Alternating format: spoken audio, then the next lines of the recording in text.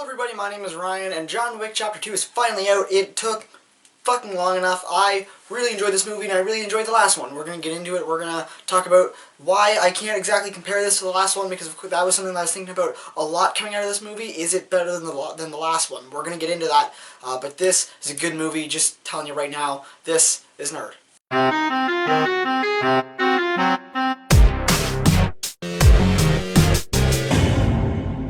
So to start off, I want to say that if you enjoyed the first one, you will almost definitely enjoy this movie. I think that there are some things the first movie does better, but there are for sure some things that this movie does better as well. And I really enjoy that. I think though if you enjoyed the first movie and like the style, the pacing, and everything that kind of happened and went down in that, you will likely enjoy this one. There is still a lot of great action. There is probably even more action, and there are a few set pieces, like a few action moments where you kind of know everything's like delicately set up to be knocked the fuck down, and it's so great, and it works really well. I think the action is kick-ass in this one.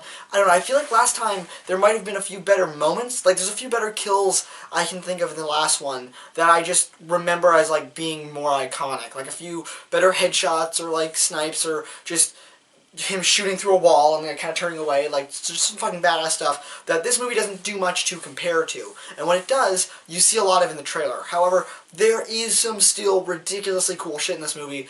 I feel like the first one had better kills. That's not saying this one didn't have great kills. It's just saying how great the first one was and how great it did action. But there is a moment in this movie where John Wick holds a gun to a guy while he's reloading it and then kills him, and it's the coolest fucking thing ever. It's just awesome. Again, there was some cooler stuff in the last movie. I'm clearly exaggerating for the point of just, it was a really good action movie. And that's the thing I love about action movies. They don't really even have to be good to be good. I can watch XXX and just enjoy how bad it is and just how great the action is. And that's all you really need to do, as long as it's like sort of laughable and it has good action. This goes above and beyond that. This is what a great action movie is, where not only is it like cool action and like some one-liners, some humor that works. No, it's a great movie in general. There's terrific directing, great writing, and there is some stuff in this movie that I don't totally like. First of all, Laurence Fishburne is not in this movie a lot. He's in the trailer, and essentially what you see in the trailer is like a little less than what you actually get in the movie. He's in it for about 5 minutes, and his scenes are some of the most bizarre. He has such a weird energy that doesn't go with John Wick at all. And like when I say John Wick, I'm like, the movie's pretty ridiculous, so it kind of goes with that. But it's not like insane, like action shooter ridiculous. It's like, he's just kind of a guy that talks really loudly, but nothing around him is really like that loud, like as loud as he is. And everything he kind of does is kind of weird. Like, that's probably the worst part of the movie, is just when you're with Laurence Fishburne and he's just like screaming sometimes, but he's in this weird place. It's weird, and it's not the greatest. It's the one part that I can solidly say I didn't really enjoy about this movie, and that's just because of how fucking bizarre it was. And ultimately, it was just like a weird part of the movie that they had to get, like, we have to get from this place and get out of it and get to this place and move on from it. And that's kind of where Laurence Fishburne came in to the film to just serve that turning point. And it was really interesting. They get a lot more world building in this, and I think that that's fun. If you enjoyed the first one but want to know more about the world and everything that went down in that world, like this whole crime conspiracy stuff, this movie does a great job of it. Talking about just like movie stuff itself, direction is about the same as it was. Like like comparing to the last movie at least, because that's how I feel we have a pretty good gauge for it. Because if you're watching this review, you've almost definitely seen the original John Wick.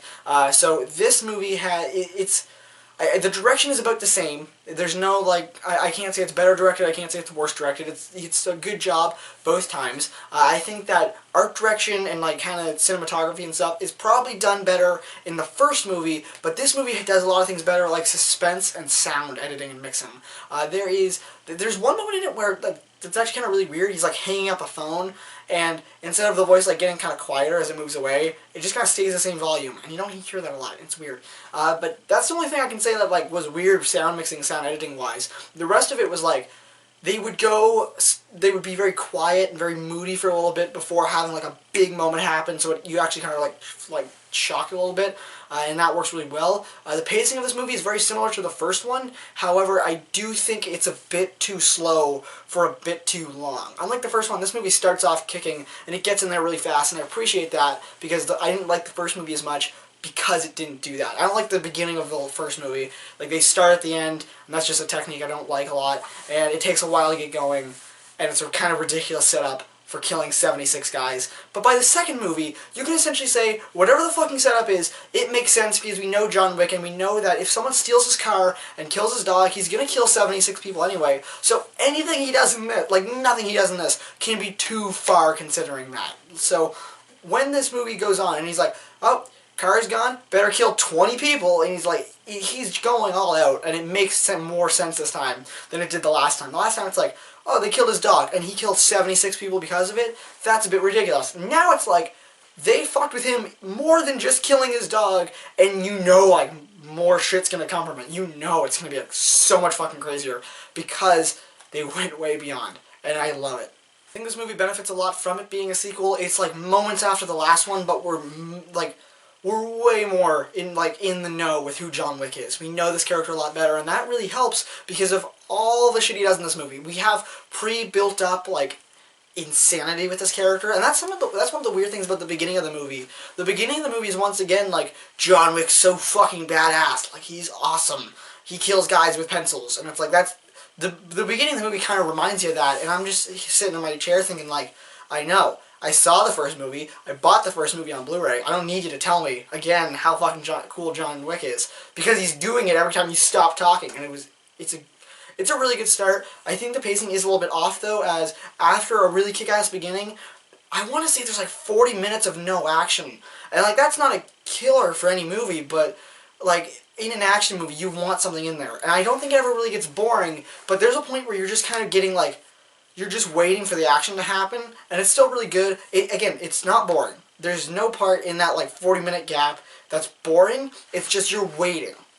You're entertained, but you're waiting for something, and that's a little. It's not worse than being bored, but it's almost like a bad kind of anticipation where it's like you know what you're gonna get, and you know you're gonna get it sooner or later. You just want it sooner, and that's kind of annoying to have waiting. So when there's like a big gap with no action, that's, you know, you get that kind of, you feel antsy. I think that this movie is fantastic. The performances are pretty hit or miss. Ruby Rose does barely anything, and she's still not great at doing it. Whereas Common is fucking cool at what he's doing, and he's in it quite a bit. He's like John Wick's rival, and one thing this movie does really good is it essentially has other characters who are as good as John Wick.